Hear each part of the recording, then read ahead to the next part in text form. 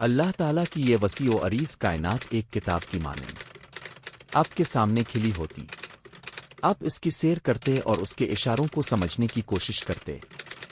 اس طرح اپنے لڑکپن کے ایام اور جوانی کے سال گزارے نہ کہ دوسرے لڑکوں اور جوانوں کی طرح کھیل کود میں، ہنسی مذاق میں، فضول باتوں اور بے مقصد کاموں میں۔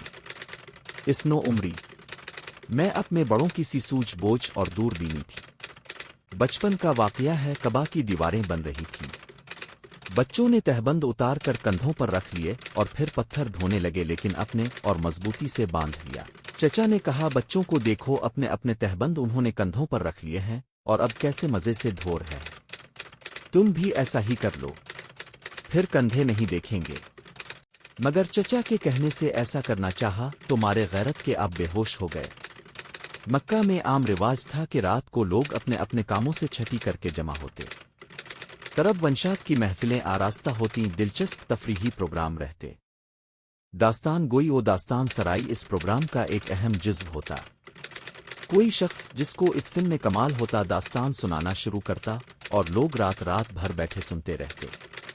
یہ گویا اس زمانے کا کلچرل پروگرام تھا۔ ایک ساتھی نے آپ کو بھی ابھارا، محمد، ایک رات تم بھی اس محفل کا لطف اٹھاؤ۔ نوجوانی کا زمانہ تھا، ساتھی نے زیادہ کہا تو تیار ہو گئے۔ وہ آپ کے ساتھ بکریاں چرایا کرتا تھا۔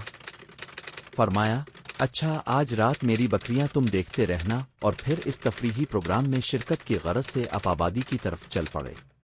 راستے میں کسی گھر سے گیت کی آواز آ رہی تھی، اب ٹھہر کر سننے لگے۔ کچھ دیر میں نیند آ گئی اور سو گئے۔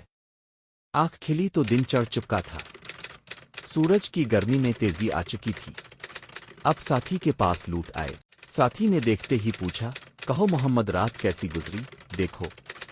آپ نے فرمایا، کیا بتاؤں، جا رہا تھا کہ راستے میں ایک جگہ گیت گانے کی آواز آئی، ابھی یہ سلسلہ جاری ہے۔